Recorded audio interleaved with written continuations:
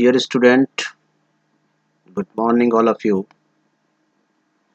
Hoping that you are enjoying your syllabus. Today I am going to teach you the last chapter of your syllabus of first book, The Beggar. The Beggar is written by the great writer Anton Chekhov. This story is about a beggar. But really, if we support others, he can be changed. In this story, it happens. एक भिखारी था। उस भिखारी के लिए एक gentleman ने, kind hearted person ने उसको सपोर्ट किया, उसकी हेल्प की, उसे सरवाइव करने का मौका दिया। एज ए रिजल्ट उस बेगर को लगा कि हाँ, मैं अपनी लाइफ को अपलिफ्ट कर सकता हूँ। He also supported the gentleman. और later on he turned a rich man. एक बेगर एक रिच मैन में कन्वर्ट हुआ in the last of the story. Story का मैसेज बहुत ही क्लियर है कि really no one is great by birth. जन्म से कोई महान नहीं होता। It is only his working, his devotion toward his goal that makes him great. केवल उसका अपने लक्ष्य के प्रति समर्पण, उसका अपना कर्म जो पॉजिटिव थॉट के साथ होता है, वो उस व्यक्ति को महान बना देता है। ये कहानी एक उसी स्तर से चलती है कि अगर व्यक्ति चाहे, उसके अंदर अगर स्ट्रॉन्ग विल पावर है, तो he can do whatsoever he like. So let start the story. The beggar is the story of A beggar named लश्कॉफ। लश्कॉफ नाम का एक भिखारी था। ये कहानी उसकी है। लश्कॉफ is the central figure of the story. While begging, he met an advocate, Sergey, who gave him work. एक बार भीख मांगते मांगते वो एक सर्जे नाम के व्यक्ति से मिला जो कि वकील था, और उस वकील ने उसके लिए भीख के साथ साथ उसे काम भी दे दिया। अब Serge asked him to cut wood at his house. वकील ने उससे कहा कि तुम मेरे घर पर आ जाओ और जो किचन में फ्यूल चाहिए उसके लिए लकड़ियां तुम काट कर दे देना। He asked the cook to show him the shed where wood was kept. घर पर आकर एडवोकेट ने अपनी जो कुक थी, उस कुक का नाम था ओल्गा, उससे कहा कि इसे ले जाकर वो जगह दिखा दो जहां पर लकड़ियां रखी हुई हैं। The beggar was too weak and was under the influence of alcohol. बेगर बहुत ही फीविल, वीक का सिनोनिम होता है फीविल यानी कमजोर। फिजिकली जो वीक होते हैं उनके लिए शब्द आता है। तो बेगर बहुत ही कमजोर था शरीर से और under the influence of alcohol. उसे ड्रिंक करने का, उसे शराब पीने की गंदी आदत थी, जिसकी वजह से वो फिजिकली और ज्यादा वीक हो चुका था। ही कुड बेयरली मीन्स हार्डली, मुश्किल से, स्टैंड ऑन हिज फीट। उस दिन उसने इतना अल्कोहल पिया हुआ था कि he was unable to move properly, he was unable to stand properly, he was unable to talk properly. ना तो चल पा रहा था, ना खड़ा हो पा रहा था, ना बात कर पा रहा था ठीक से। इतना ज्यादा उसने ओवर ड्रिंक किया हुआ था। Still, the cook Olga told Sergey that the wood had been chopped. फिर भी, स्टिल मीन्स फिर भी, और चॉप्ड मीन्स टू कट, काटना। फिर भी कुक ने, जिसका नाम ओल्गा था, उसने सर्जे को, जो एडवोकेट थे, ऑनर थे घर के, उनको बता दिया कि सर, उसने लकड़ियां काट दी हैं। इस बात से सर्जे यानी एडवोकेट जो था वो बहुत खुश हुआ, ग्लेड हुआ, हैप्पी हुआ कि the man worked and paid him 50 kopecks for chopping the wood. और उन्होंने, उस वकील ने उस व्यक्ति को, जो भिखारी था, जिसे लकड़ी काटने का काम दिया गया था, उसे लकड़ियां काटने के बदले 50 कोपेक्स, 50 कोपेक्स, कोपेक्स जो वहां की मॉनेटरी सिस्टम थी, जो वहां की मुद्रा थी, जैसे भारत में रुपया चलता है, कहीं डॉलर चलता है ना? तो उसी तरह वहां की जो मॉनेटरी सिस्टम था वो था कोपेक। तो उसको 50 कोपेक्स पेड कर दिए। He asked him to come on the first day of every month for it. और एडवोकेट ने उससे ये भी कहा कि हर महीने के, जो ये तुमने आज काम किया है, इस काम को करने के लिए हर महीने का जो पहला दिन हो, तुम यहाँ पर आना और आकर ये लकड़ियां काट देना। Sometimes he asked him to shovel the snow. कभी कभी वो उससे कहता था, स्नो यानी जो बर्फ पड़ती थी, कि उस बर्फ को शॉवल यानी रिमूव करना, हटा देना, कि बर्फ को वहां से हटा दो। और to set the wood in the shed, कभी कहता था कि ये ऐसा करो, जो वुड बाहर पड़ी हुई है उस वुड को अंदर अंडर शेड में रख दो, ताकि ये खराब ना हो, गीली ना हो। तो इस तरह से वो उसे कुछ ना कुछ काम देता रहता था। या टू डस्ट द रक्स, कि जो फर्नीचर वगैरह है उसको सबको रख करते रहो, उसको जो रग है उस पर जंग ना आ जाए, तो उसको डस्ट करते रहो, उस पर उसकी सफाई करते रहो। He would pay between 20 to 40 कोपेक्स, उसे इन कामों के लिए कभी वो 20 या कभी 40, कभी 30 कोपेक्स दे देता था। इस तरह से काम लगातार चलता रहा। वो ये चाहता था, सही मायने में एडवोकेट केवल ये चाहता था कि जो बेगर है वो अपनी लाइफ में किसी तरह से सेटल हो जाए, ताकि उसे लाइफ में सरवाइव करने में आसानी हो। Being a kind hearted person, उसने ऐसा सोचा था। So he gave his old trousers to him too. अब स्वाभाविक है कि बेगर के पास में कपड़े भी ऐसे नहीं थे कि जिन्हें वो ठंड में पहन पाता। इसलिए उसने क्या करा, वकील ने, कि अपना एक ट्राउजर, जो उसका ट्राउजर था, पुराना से एक ट्राउजर था, उसने उसे वो पहनने को दे दिया, ताकि वो उसे पहन ले। ट्राउजर उसको दे दिया कि वो उसको पहन ले। अब ये जो क्यों था, क्योंकि जब वो घर के अंदर उस रग कालीन होता है, रग मीन्स कालीन, कालीन बिछे हुए थे घर में जगह जगह, वो साफ कर रहा था, तो उसने नोटिस करा कि इसके तो कपड़े ही फटे हुए हैं, इस पे कपड़े भी नहीं है पहनने के लिए। तो उसने उसको वो चीज दे दी। When Sergey shifted his house, अब एक बार क्या हुआ कि उस वकील ने अपना दूसरा मकान लिया, तो उसने अपने मकान का जो सामान था उस नए घर में शिफ्ट किया। He employed the beggar to help in transporting the articles. Transport means to carry, to load, to upload in the cart. तो उसने बैगर को बुलाया, उससे कहा कि तुम मेरे सामान को गाड़ी में चढ़ाने में हेल्प करो और वहां पर जाकर मकान में रखवाने में मेरी हेल्प करो। उसने उसको एक काम दिया। वो चाहता था कि उसे कुछ ना कुछ काम मिलता रहे, ताकि उसकी अर्निंग ठीक रहे। The beggar had changed as he was sober that day and Sergei felt satisfied that his efforts had paid in reforming a drunkard. अब बैगर वास्तव में चेंज हो गया था, उसमें बदलाव आना शुरू हो गया था। ही वॉज वेरी सोबर, वो बहुत ही जेंटल लुक में आ गया था। और सर जी ने इस बात को फील किया, महसूस किया, और उसने जिस बात को महसूस किया, बोले हाँ, अब इसके बिहेवियर में कितना चेंज आ गया, इसके गेटअप में कितना चेंज आ गया, इसकी पर्सनालिटी में कितना चेंज आ गया। इस बातों से उन्हें लगा कि अब मैं अपने आप को सेटिस्फाई मान सकता हूँ कि जो मेरे एफर्ट्स थे, जो मेरे प्रयास थे, वो वास्तव में एक शराबी को भी उन्होंने रिफॉर्म कर दिया, यानी सुधार कर दिया। As he could read and write, क्योंकि जो भिखारी था वो लिखना और पढ़ना जानता था, इसलिए वकील ने उससे उसका नाम पूछा और उसके बाद ऑफर्ड हिम बेटर वर्क, उन्होंने उसे एक और अच्छा काम देने की सोची। And shook hands with him, और उन्होंने उससे हाथ मिलाया।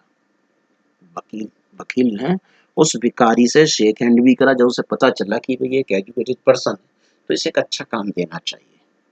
उस दिन के बाद उन्होंने क्या करा, वकील ने उसे एक लेटर लिख कर दिया कि तुम उस जगह पर चले जाओ, वहां मेरा फ्रेंड है और वो तुम्हें अपने यहाँ अच्छा काम दे देगा। उस दिन के बाद जो बैगर था लस्कॉफ, वो कभी भी दिखाई नहीं दिया। 2 वर्ष बीत गए। आफ्टर 2 years जब एक बार वकील साहब buying A ticket outside A theatre, एक थिएटर के बाहर खड़े थे, पिक्चर हॉल के बाहर खड़े थे और टिकट खरीद रहे थे। उन्होंने स्पॉटेड लस्कॉफ, वहां उन्होंने लस्कॉफ को देखा, नोटिस किया। स्पॉटेड मीन्स नोटिस किया। लस्कॉफ वाज वेल ड्रेस्ड, उस दिन लस्कॉफ एक बहुत अच्छी ड्रेस पहने हुए था, and was buying A ticket of the gallery area, और गैलरी एरिया के टिकट को खरीद रहा था। अब जब एडवोकेट ने उसे देखा तो he became glad to see him, वो उसे देखकर बड़ा खुश हुआ और उन्होंने उसे आवाज लगाई, called him. Lushkoff was now working as a notary. अब वास्तव में क्या था, ये जो लस्को जो भिखारी था वो एक नोटरी के तौर पर काम कर रहा था। On and earned 35 roubles a month, एक महीने में उसकी जो अर्निंग थी, इनकम थी, वो 35 रूबल्स थी। He thanked Sarji for helping him out of the pit. उसने सरजी को धन्यवाद दिया कि उन्होंने उसे out of the pit, means हो सकता है गड्ढा, लेकिन यहाँ मतलब है उसकी जो पुअर कंडीशन थी, कि तुमने मुझे उस पुअर कंडीशन से निकाला, उसके लिए तुम्हारा धन्यवाद। फॉर इस काइंडनेस, उसकी मर्सीनेस के लिए, उसको मर्सीफुल बाय नेचर था, उसके लिए कि तुम इतने दयालु हो, उसने उसका धन्यवाद दिया लस्कॉफ ने। लस्कॉफ ने वकील को बताया कि it was not for him but for his cook. तो अब उसने जो है, लस्कॉफ ने वकील से कहा, बोले जो धन्यवाद, जो काम किया है उसके लिए वास्तव में मैंने कुछ नहीं करा, ये काम तुमने करा है। ये तो काम वास्तव में जो तुम्हारी कुक है ओल्गा, उसकी वजह से मैं इस मुकाम पर पहुंचा। बोले क्या मतलब? बोले इसलिए कि Olga that he was a changed man. बोले ओल्गा की वजह से ही आज मैं इतना चेंज हो पाया हूँ। She would scold him, cry for him and chop the wood for him.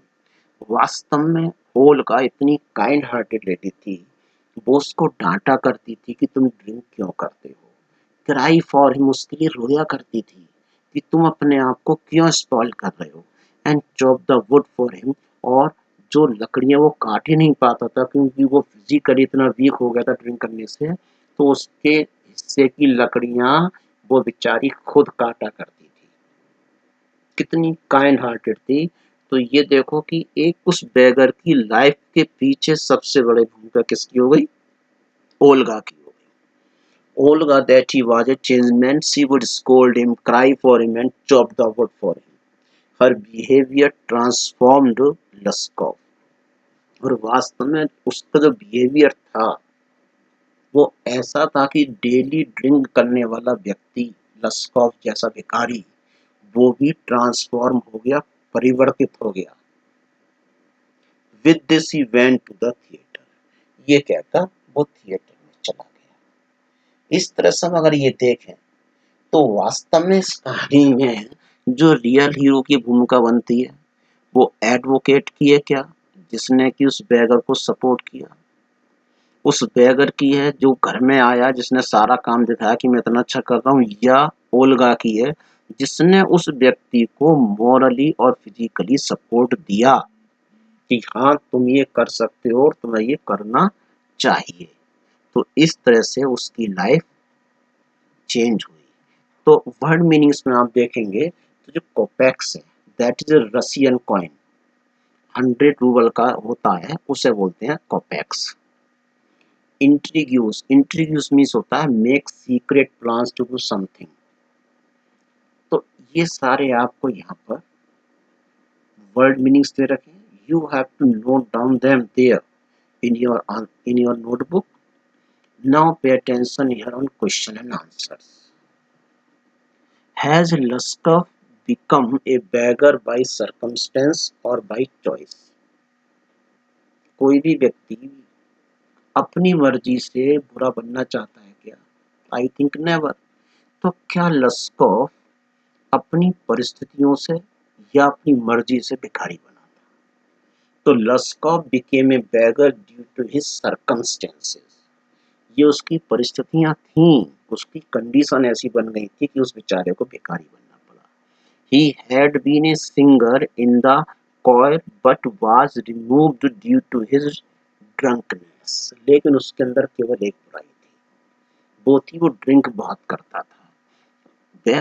वो एक म्यूजिकल ग्रुप में सिंगर था, बहुत ही सक्सेसफुल था, बहुत अच्छी उसकी आवाज थी, लेकिन ड्रिंक करता था जिसकी वजह से उसे वहां से निकाल दिया गया। Left with no other option, अब उसके पास में दूसरा कोई ऑप्शन ही नहीं था, तो he started begging to fend for himself. तो अपने आप का सर्वाइवल करने के लिए उसने जो है भीख मांगना शुरू कर दिया, वो भीख मांगने लगा। Next question, what reasons does he give to Sergey for his telling lies? तो Lushkoff told Sergey that he was fired because he was a drunkard. If he told the truth, people would not give him alms. Alms का means होता है भीख, begging. Thus he was forced to lie. उसे झूठ क्यों बोलना पड़ा? झूठ क्यों बोलना पड़ा? अगर वो झूठ नहीं बोलता तो उसे वास्तव में कोई भीख नहीं देता। अगर लोगों को ये पता चल जाता कि वास्तव में इतना बड़ा ये सिंगर है, इतना बड़ा सिंगर है, तो कोई उसको भीख देता ही नहीं, इसलिए उसने झूठ बोला। Next is Lushkoff a willing worker? Why then does he agree to chop wood for surgery?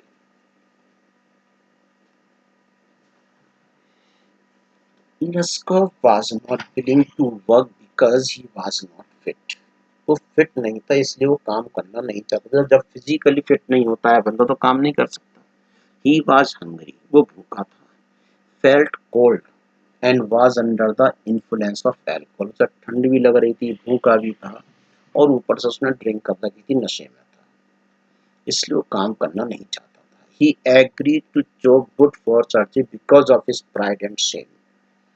वो केवल इसलिए लकड़ी काटने के लिए तैयार हुआ था क्योंकि उसका जो प्राइड था और जो उसकी शेम थी उसकी वजह से उसने कहा चलो कुछ काम कर लूंगा, ठीक रहेगा। He was trapped in his own words.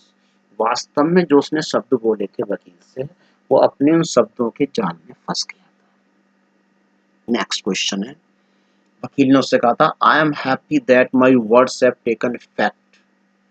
Why does he say so? Is he right in saying this? उसने कहा वकील ने कि भाई मुझे बड़ी खुशी है कि जो मैंने तुमसे कहा उससे तुम्हारे अंदर इतना परिवर्तन आया। उसने ऐसा क्यों कहा और क्या वो सही था? वकील इस बारे में, तो when Sergey met Lushkoff for the first time, जब पहली बार लस्कॉफ से मिला वकील, he was reluctant to work. Reluctant means unwillingly, अनिच्छा, नॉट डिजायर्स। तो वो काम करने के लिए इच्छुक नहीं था।